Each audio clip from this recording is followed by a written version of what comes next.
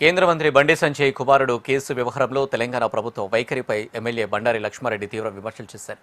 బాధ్యుడిపై case నమోదైనప్పటికీ arrest చేయకపోవడం వెనుక రాష్ట్ర ప్రభుత్వం సహకారం ఉందని ఆరోపించారు.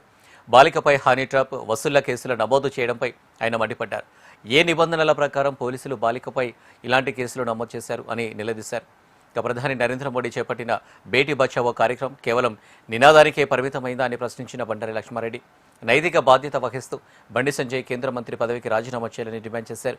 ఈ వ్యవహారంపై సమగ్ర దర్యాప్తు జరిపి నిజ నిజాలు వెలుగులోకి తీసుకురావాలని ఎమ్మెల్యే బండారి లక్ష్మారెడ్డి ప్రభుత్వాన్ని కోరారు.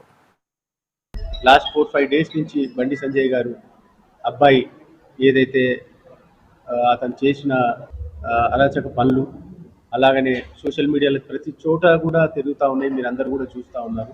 ముఖ్యంగా ఏంటంటే ఒక సెంట్రల్ మినిస్టర్ ఉండి వాళ్ళ అబ్బాయి ఇట్లా చేసిండు అంటే కొద్దిగా షేమ్ఫుల్ ఉంది. కాబట్టి దయచేసి మేము పోలీస్ వాళ్ళకు కూడా రిక్వెస్ట్ చేయడం ఏంటి అంటే హానెస్ట్గా ఏది ఉంటే అది చేయండి. ఫోక్స్ చట్టం దీనికి ఉన్నది కాబట్టి దానికి సంబంధించి ఏ కేసులు ఉంటే ఆ కేసులు పెట్టమని చెప్పి కోరుతా ఉన్నాము. అలాగనే బండి సంజయ్ గారిని కూడా, ఎందుకంటే వేరే స్టేట్లలో కూడా మనం చూస్తూ ఉన్నాము ఈ ఫోక్స్ చట్టాలు. అదే ప్రైమ్ మినిస్టర్ ఏ రకంగా బేటీ బచావో అని ఇట్లాంటి చాలా అంటే స్లోగన్స్ అన్నీ తీసుకొని వచ్చున్నారు.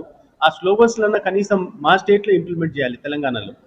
కాబట్టి మా రిక్వెస్ట్ ఏంటంటే ఇతను డిబార్ చేయాలి, అలాగనే అలా అబ్బాయిని ఏదైతే ఉన్నదో వాళ్ళని అరెస్ట్ చేయాలని చెప్పి కోరుకుంటున్నాం.